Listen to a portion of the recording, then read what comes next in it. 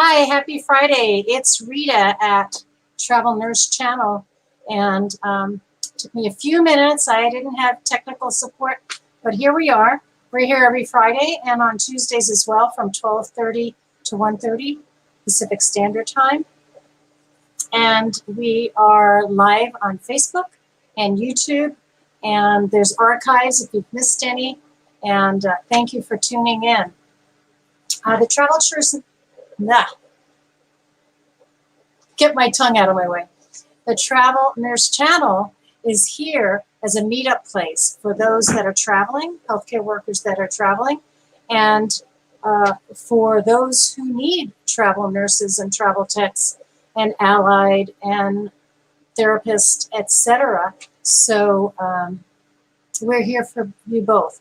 And for those that are hiring, the recruiters and the employers and the long-term facilities and the hospitals and the clinics and the urgent cares, etc. Please check in with the Travel Nurse Channel. I thought I'd clean these. They're a little cloudy. For a nominal fee, you can put your request directly on Facebook where everybody is tuning in on a regular basis. So that's a message for you. I think the cost is $27. And probably there's discounts as well because we want to hear from you. And I'd be very happy to speak with you live, recruiters, that anything you want to share and your tips and your do's and your don'ts and your stories. And so if you're a hiring manager or a recruiter, if you continuously use say respiratory therapist or CT scanners, MRI scanners, or techs, and so forth, and you want to be here, please check in. And if not, if you're just interested, just give a call or go to Rita at travelnursechannel.com or call us at the 800 number, should be down there, 800-737-6518. So I was going to use my cards, but I didn't get a chance to fill them out. But I will jot a few notes down, and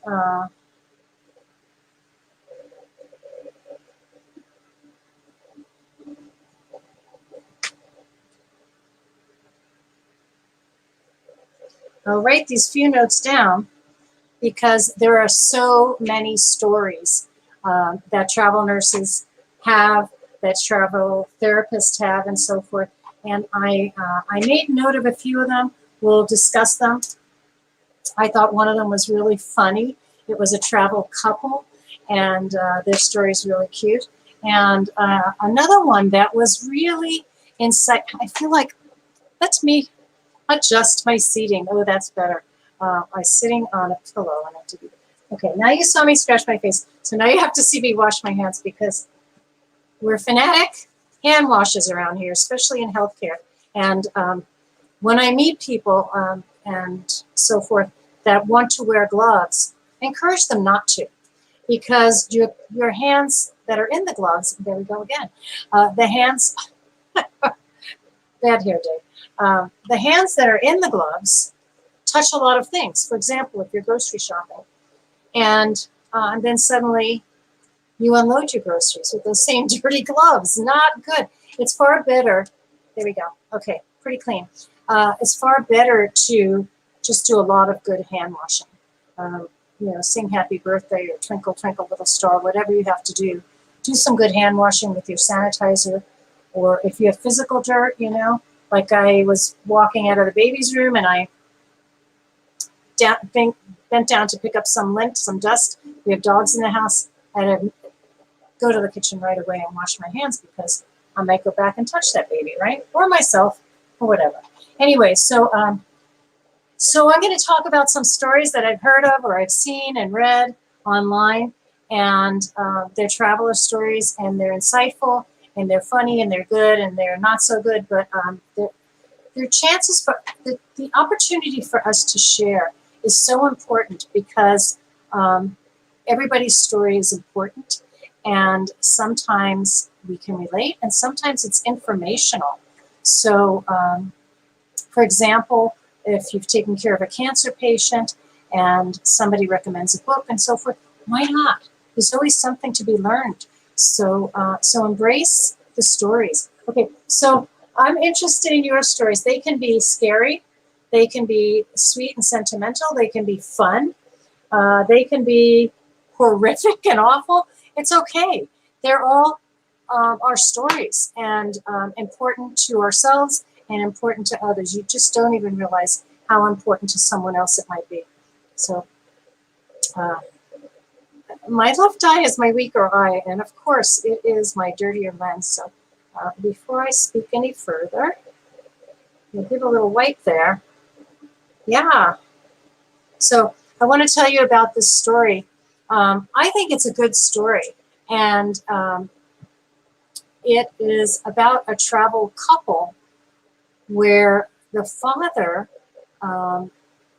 gave up his job, and it was not what he expected. You know, young married couple with a pretty much infant child, like a 1-year-old child, and the wife was these stories are pretty recent. So this young woman is a pediatric ICU nurse, and her husband, I don't know what his business was. It wasn't in the article, but they opted. She said, I really want to travel. I want to do what I do. I want to see how it's done in different states. I think traveling could be a great opportunity for our family, and we should try it out. And they did, and they did it their way, and it turned out to be very, very good for them. And they it's so hard. I don't know if any of you do this self video thing, but it's so difficult to look at oneself. My glasses are uneven, my ears are uneven. Anyway, so this couple, they got better at it as they went along. And it turns out to have been an amazing experience for them, that one that they may not be able to repeat, because once the child hits school age, or they have more than one child, the adventure changes, right? So they've done it for a couple of years, and it was really wonderful and successful for them as a family. Was it perfect? No. Was it stressful at times? Yes. But so goes life, right? So they learned from it, and they had a fabulous time. He said, he titled his article, Life Married to a Travel Nurse was the title of the article. And it took them a while to make this big boy decision. They actually went to their parents and their grandparents, and the grandparents had a harder time with it. I think he said he might have been from a Cuban family, and being from a part Cuban and a part Italian family, and not the biggest family, but there were 4 of us. I have 3 siblings, and everybody has an opinion, you know. So I don't know that that's cultural necessarily, but I think many cultures have families like that. So, but it was sweet. It was sweet because he cared about his family, cared about their opinion, and he wanted to share with them what would be going on. And as it turned out, they were able to travel somewhere where there was family. So that turned out to be a good thing as well. But the grandparents are like, well, you're not going to work? Well, I'm going to take care of the baby. So, and he really, it was necessary, because some of the positions that the pediatric ICU nurse took meant going from nights to days and so forth, which back in the day, I remember that. One of my first ICU jobs, way back in the 70s, hundreds of years ago, we would do this sort of float, swing, not really swing float. We would do X amount of weeks. I can't exactly remember if it was 6 weeks, maybe 4 to 6 weeks. We would do an 8-hour day. So we would do 7 in the morning to 3:30 in the afternoon. And we would do that for a rotation. And then we would do 3 to 11:30. And then we would hit the nights, 11 to 7:30 a.m. And I remember when I worked in this ICU, I became pregnant with my first child. And I could manage. The 3 to 11 wasn't easy. I just would get tired, first trimester and all that, you get tired. And then by third trimester, you get pretty heavy, So I think my daughter's baby was 22 inches and my daughter's a little shorter than me. And I'm like, how did you do that? The babies are just scrunched up inside you.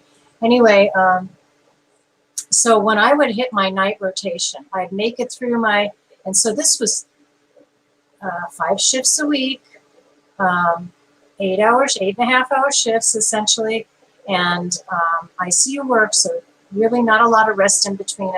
Our ICU unit that I worked at was part medical, part cardiac, part surgery.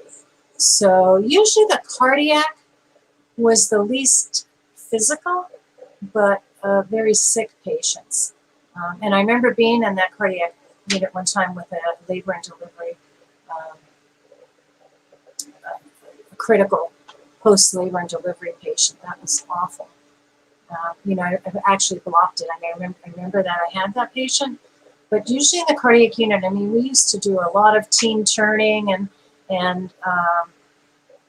it was very different back in the day. That was in the 70s, now it's 2020. That was in the late 1970s that I worked that. I'm just going to wash my hands the entire time I speak to you. 8-hour shifts doesn't usually happen in the hospitals anymore.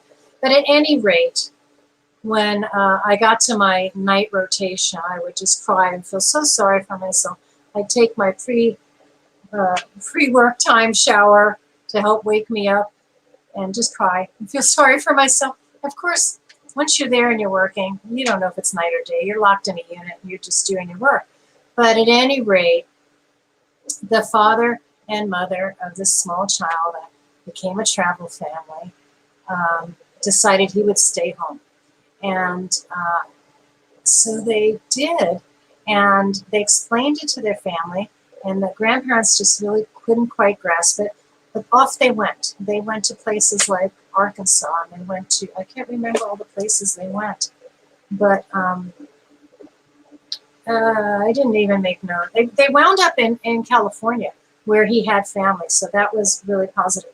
But listen, I forget what state they were in, maybe in New Mexico. They got a 250 square foot casita, which sounds to me like a glorified studio.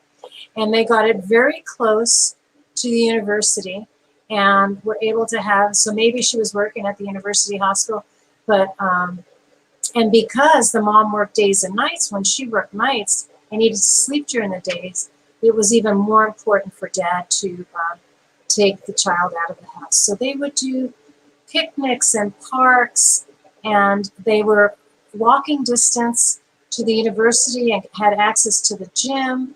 And a lot of the students got to know his child so he could get his workout and she could get lots of attention. So the whole experience turned out to be very, very good for this travel family and life being married to a travel nurse. The dad wound up becoming really the personal assistant. He was the one to do a lot of the research and for them to meet their financial goals. So, if you're at your regular job and maintaining a home or an apartment and so forth, you have maybe some retirement money, some fund money, you have to sort of divide it up, right? You have a financial plan, and they worked that out because they were going to be down one salary. He had a job and he gave it up. So to travel. So he made use of things that weren't expensive in order to meet the financial goals. They probably needed to have some money for their future and their future family, and so they had to put aside some. He wound up, for them, doing the research on different recruiters and different packages in different states, and oftentimes did his own housing. 250 square foot casita was probably very doable. And he would find out how they could manage with one car, for example, cut down on gas by living close to things that he could walk to with the child, parks, libraries, hiking trails, all of that. And he said the family time wound up being so special because of that, doing things like hiking and so forth. Not that they never went out to dinner or anything, but they just made an adventure out of trying this out and got better and better at it. And also, it was a bonding for him and his wife as well, because leaving a job where she had her cohorts and her team members and that strong support that you need when you're dealing with ICU pediatric patients. He never really liked to hear some of these work stories, but he knew that he needed to start paying more attention because she wouldn't have that group that she had. But travelers often do develop a group, and that'll come up in one of the other stories. So that to me was a beautiful story. They approached it together, and he said actually he knew eventually he would be back in the workforce and the whole thing would change. And he said what he thought was if he had more children, he would have to downplay how wonderful it was for their first child and the time they worked as a travel family, which they're still doing, I believe. I didn't write a date down, but this seemed like a relatively current story. Okay, so this is, to me, absolutely adorable, and I did have to laugh out loud when I read it. So this couple were an RN couple and a husband and wife, but when they started off, they were dating, and the fiance, the male fiance, was working towards becoming a RN, and the female fiance was already an RN. And he's the one that suggested travel nursing. What do you think? Don't you think we should try that? Don't you think we'll become better nurses? My gosh, and then we'd get to travel and have like mini vacations and see the country and so forth. So the conversation started when they were still a dating couple, an engaged couple and so forth. Then he got his RN, then they got married, and then they decided to try it. And I think their first travel assignment was Los Angeles. And they were from a rural community in the Midwest. Excuse me. When I blabbermouth a lot, I think I just take in a lot of air. And I'm speaking to you from Southern California. It's dry. I don't know where you are, but it's hot and dry. And so stay hydrated wherever you are. So anyway, so they make it to downtown Los Angeles, to the apartment that was set for them. They didn't unpack or anything. They were hungry, and they went out to eat. And they honestly it sounded like a 3 or 4 year discussion about traveling. And they thought they'd done some research. Obviously, they found a travel company, they found an assignment, they found someone that could help them both get assigned at the same hospital and travel at the same time. So they got some pieces of the puzzle put together, but they arrive, they find the apartment, they go out to eat, and they realize, oh my gosh, we're in a gigantic city. We don't know where the supermarket is. It doesn't even look like I see a supermarket. They were fortunate enough to find some place to eat. And anyway, so they go to dinner, and they each respectively decide to call home. And they each respectively reach their moms and sat there at their dinner and burst into tears. They were just so befuddled. I mean, they were so excited and had planned so long and so hard for the moment. And then they became crybabies to their mommies simultaneously while at dinner. Must have been kind of interesting for the people serving them wherever they were having dinner. At any rate, they cried through most of their dinner.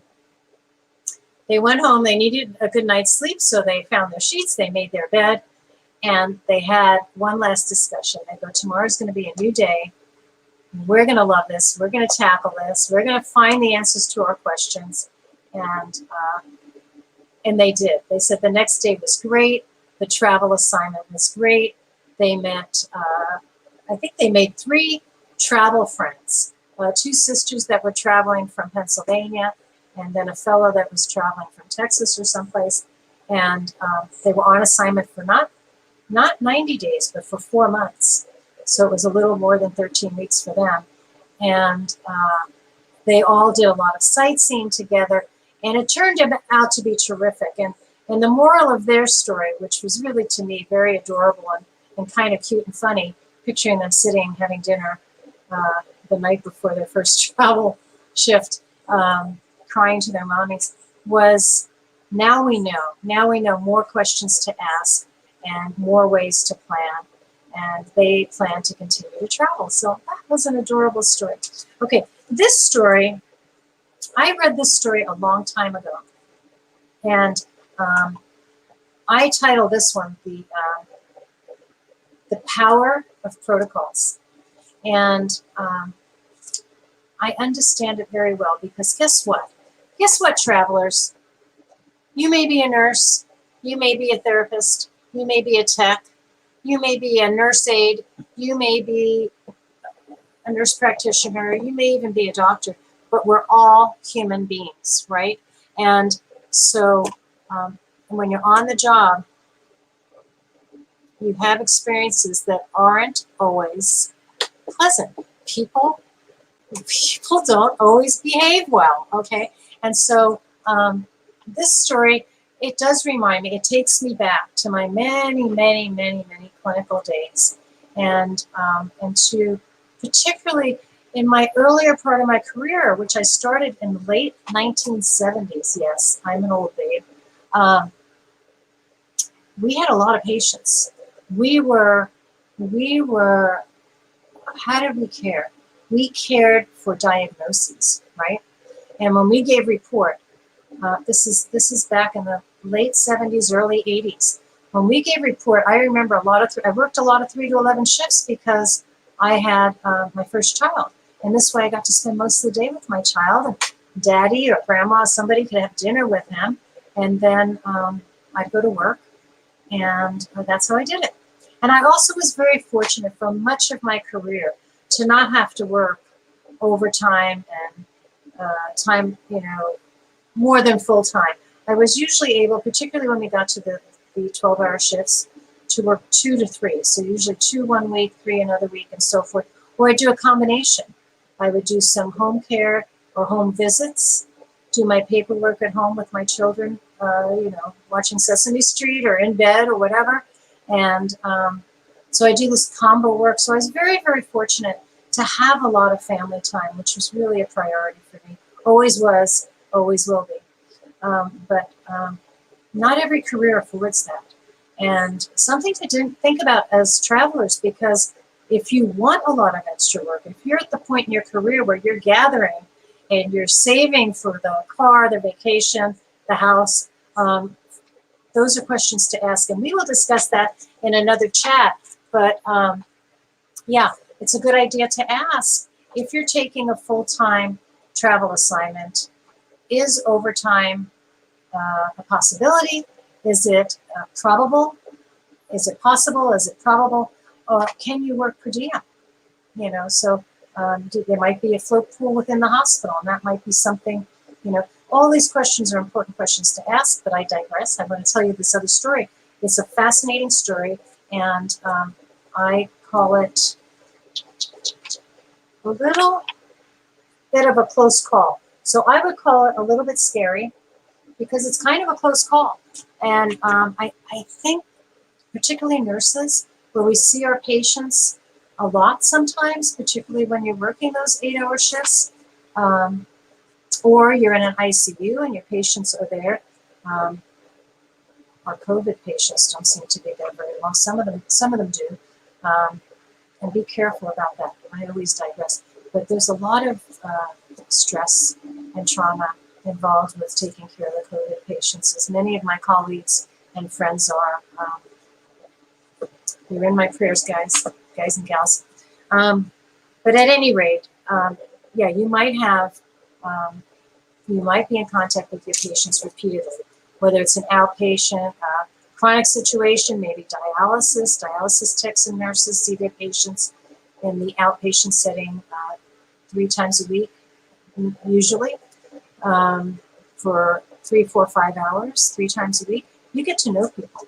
ICU nurses get to know patients when they're there for a long time, or they're back and forth with their health issues or their illness issues, their critical issues. Sometimes wane and improve as they go along. So this is a story about an ICU nurse. She worked in a cardiac trauma step down. And I know those units. I've worked in those units, and it really can be a mixed bag. So you can have an acute MI patient. You can have a cardiac patient that is out of the ICU, is stabilized enough to get into the step-down unit. You can have a motor vehicle accident, which maybe is ER to step-down or ER to ICU to step-down. They could maybe only have an IV and a urinary catheter, but they might have a head injury. They might have a back injury. They're still, being processed for that trauma, that motor vehicle accident, motorcycle accident, car accident. So it's a very mixed bag in these cardiac/trauma step downs. Don't kid yourself. You need to be on your toes. So this nurse is telling her story about working on this unit and getting her assignment daily and kind of calculating in the back of her mind, well, that's going to be my easier patient, and that's going to be my tougher patient. They just come out of the ICU, post-cabbage, blah, blah, blah. So anyway, so she's talking about a particular patient and named her Rosie. And she had that combination of patients, the motor vehicle accident, the chest trauma, blah, blah, blah. And Rosie was her rule-out MI patient and was stable. And when she was admitted, Rosie, and she had a long relationship with Rosie, excuse me.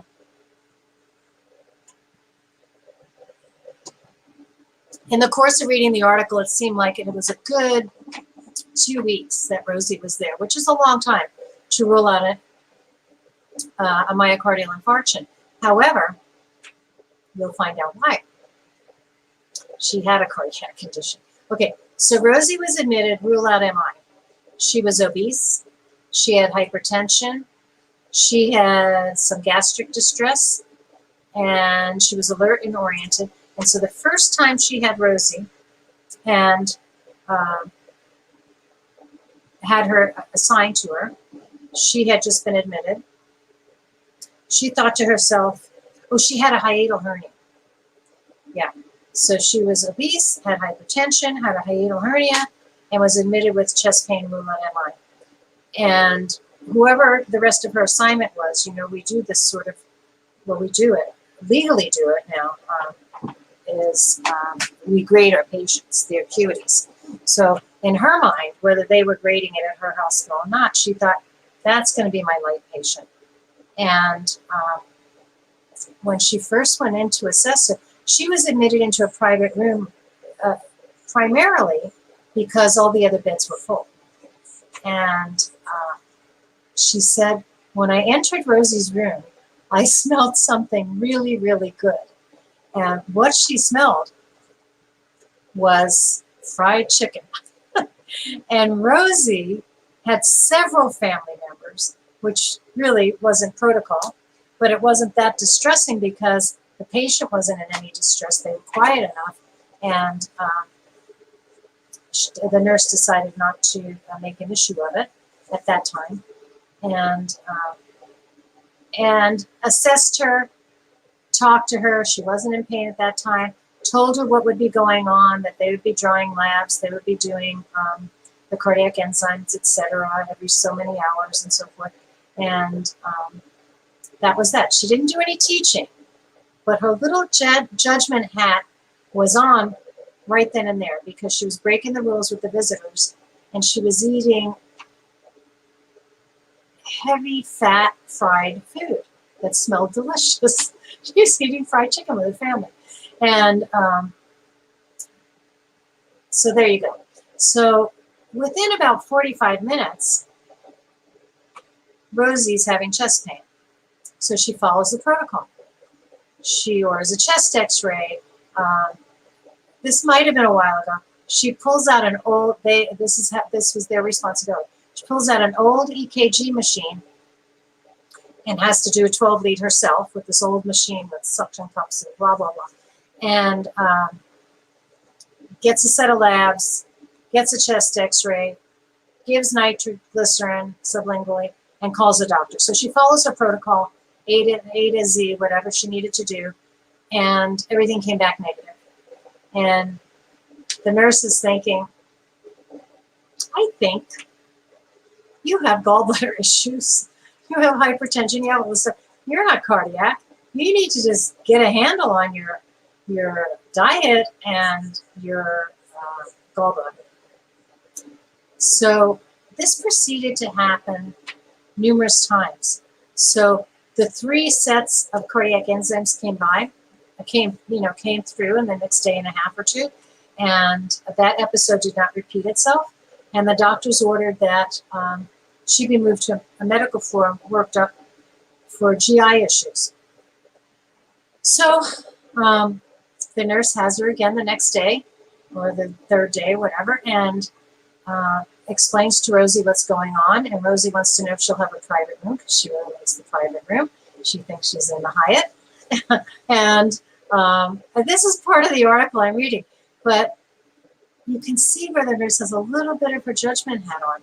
And we're human. I get it. I mean, I would think I would have the crotchetiest, grumpiest, most unhappy patients with the lesser diagnosis of somebody in the next room, facing advanced cancer and all kinds of dreadful, painful issues, and then the patient and be the sweetest, nicest person you ever want to meet, and then the person with, a much more minor issue, particularly on a medical surgical unit, with all the grumpiness and complaints and rudeness that you'd like to say, I'll tell you something to complain about.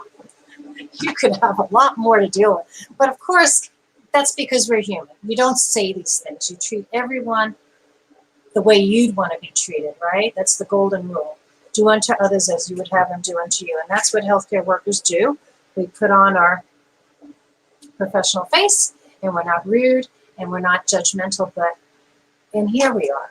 So Rosie is told the plan by her nurse, the same nurse, and she wants a private room, and the nurse explains that I'm not in control of that. A lot of the rooms are to the room, and we'll let your request be known, blah, blah, blah, and so forth. Okay, so the plan is made, and she's waiting for a room to open up. In the meantime, Rosie, I don't know what town they were in.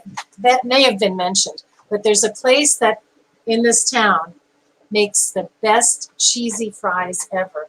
And don't you know, Rosie and her family are having a good old time eating a bunch of these cheesy fries.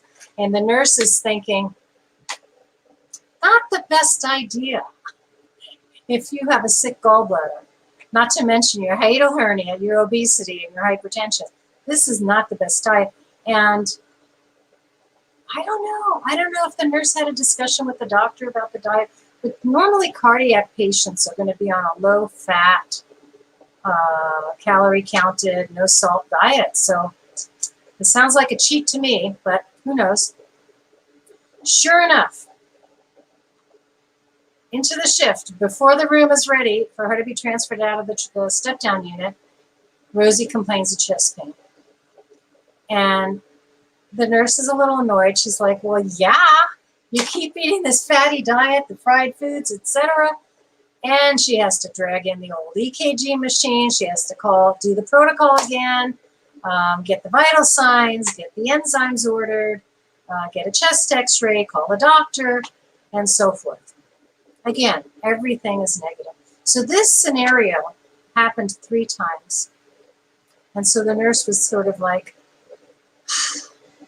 I'm going to get Rosie again. I'm just going to really count to 10 every time before I walk in that room, because I know she has gallbladder disease, not cardiac disease.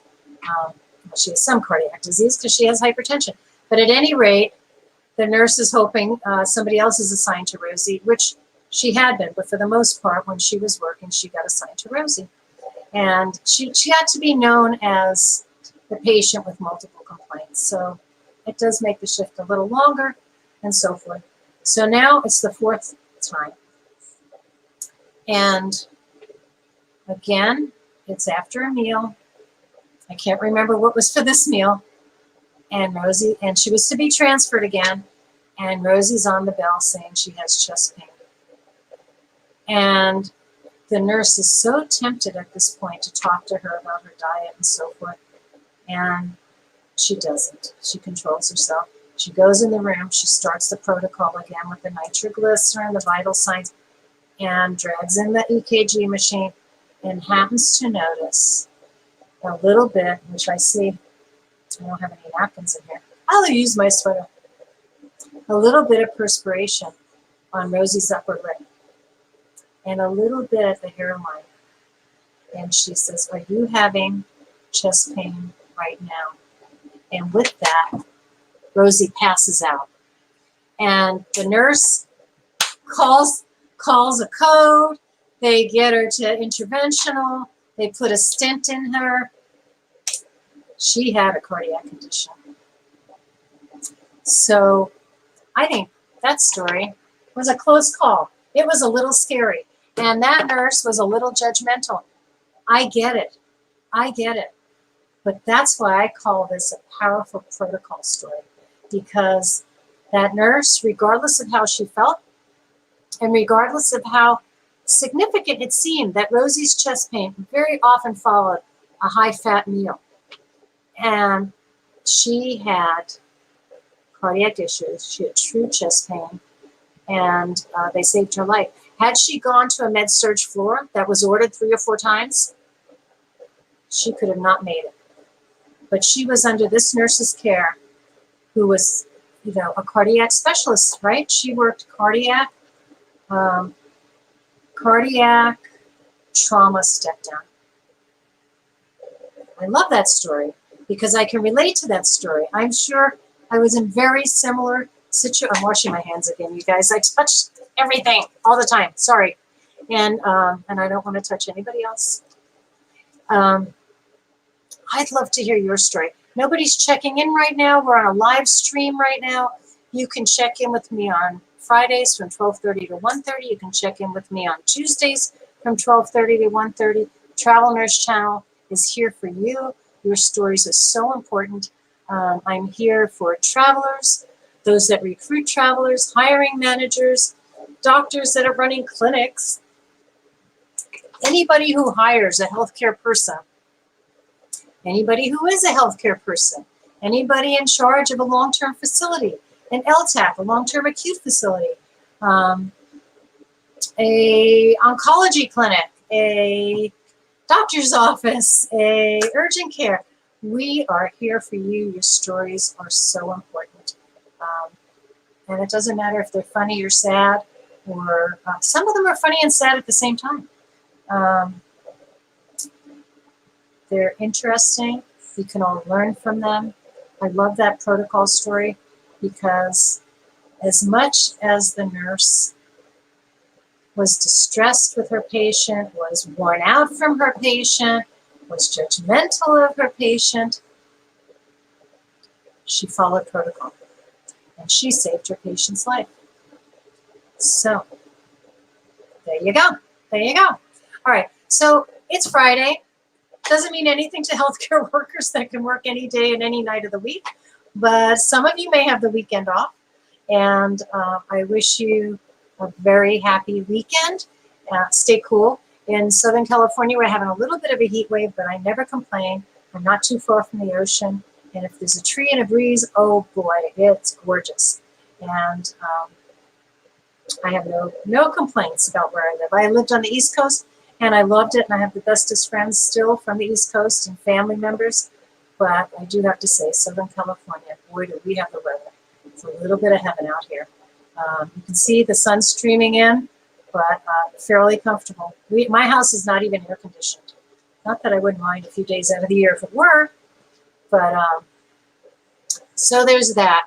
Next time I am going to talk about tips for travelers, and there's many, and I will talk about it probably from the perspective of the traveler and somebody that's traveled quite a bit and what they learn throughout that time. I invite anybody that wants to come and chat with me, please do. It's easy enough. I'll just give you a connecting website and we'll check in and we can chat and everybody can enjoy your story. I think I'm going, no, I think I'm okay. I don't think I've talked too long. I hope not. Questions, concerns, comments, please send them. I'll be here for another few minutes. I'll be back on Tuesday if I can't. If I don't have the answer to your question readily, I will get back to you within the next broadcast. I'll do the research. I'll check with my cohorts and my mentors and my colleagues, and we will find the answer for you. I've been involved. I've been a nurse since the 70s, and I've had a great career. I love it. I've done I spent a lot of time as a clinical person, a good amount of time as an administrative and a lead person, and it's been a wonderful career for me. I have not traveled. I've done a lot of per diem, and I think that's a question to keep in mind when you're traveling. If you're, you want Christmas money or whatever you're saving for, and you like to do an extra shift now and again, that is a good question to ask. And another question to ask is about housing and how that works. Do you get a housing stipend? Do you get the housing? Do you want to do it like one of the husband in Life as a Travel Family story? He decided to meet their financial goals and for their comfort and access to things, walking access. I suspect they might have been a one vehicle family. He liked to find housing that was very affordable, Airbnbs, whatever he found, and walking distance to what he needed, libraries and parks and activities for him and his small child. So he would do the research for the housing. He worked as a personal assistant to his wife. He let her focus on the work, which is really important work. God bless her. Pediatrics, I don't think that pediatric nurses aren't tender-hearted. I think they're just very good at what they do. But some nurses are very tender-hearted, and I feared that I would not be as functional in the pediatric setting. Not that I didn't do a little bit of it. I did it when it was required of me. And I have to say, I've been tender-hearted from time to time with my adult patients as well. Oh, there I go, touching my face. But God bless her for doing the work she does. And yeah. So those are the stories I have for you. I hope to have guests this coming week. I have, oh, and you know what? Somebody did check in. Somebody sent a message off air, and it was regarding respiratory therapists. They said they liked the Travel Nurse channel, and they wish there was a channel like this for respiratory therapists, that respiratory therapists travel as well. Very much aware of that. Hang in there. Nurse is sort of our caption, and there are a lot of nurses, probably a couple of nurses to every respiratory therapist in the acute settings, and even maybe in the longer term settings. So it's kind of a catch-all. We don't mean to exclude anyone. Of course, being a nurse myself, an RN for like 100 years, since the 70s actually, the 1970s. I know more about the nurses, but I worked with teams and I appreciate the cardiac techs and the MRI techs and the surgical techs and the docs and the interventional radiologists and the social workers. It takes a team, it takes a village to provide healthcare. So I appreciate the administrators, I appreciate all of them. So be kind to one another. I'm probably going to sign off. I don't see any comments or questions coming in. It is Friday. Maybe you're just too busy with work or too busy trying to relax. Yeah, make sure, you know, it's tough some days. And I know that from my friends. And I can see that when they're a little worn out, when they say, oh, if they call me and they want to talk about something, I'll go, oh, are you home tonight? No, I'm at work. You know, like, you know, it's time for a day off. It's time for a day off. So I hope you enjoy your days off. I hope you enjoy your work. I hope you enjoy the Travel Nurse channel. I enjoy being here, and I'd love to hear your stories, okay? Please call anytime, the 800 number. You can email me at Rita, R-I-T-A, at Travel Nurse Channel. Leave out the Rita at Travel Nurse Channel.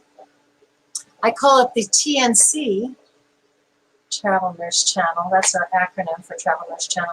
But yeah, if you want to join me in a broadcast, I can have, I don't know, at least 3, maybe more. This is like Zoom. It's not Zoom. I'm using a wonderful broadcast stream. It's called StreamYard. And I hope that you're getting a clear picture and clear audio. I like it from what I can tell. And then you can check in and you can be in the broadcast with me. It's live, so no cussing. I don't usually mention companies or facility names, but I may. It's free advertising. And I did mention some companies actually when I did an evaluation, when I did some, you know, state, like the best companies in, it's amazing how much sanitizer I use, and my skin is not broken down yet. I did mention some companies that had really high ratings as travel companies in the States, in the United States. There was 2019, 2020, who came in tops. And then I did one for California, which is the state I'm in. And there was a repeat. There was somebody came in second in the state and first in the country, I think, and they're a newer company from 2018. Let's see if I'll pull that up since I have a minute or two here. What? That was my evaluation of companies. Ooh, I have these funny topics we talked about. Good times, stressful times.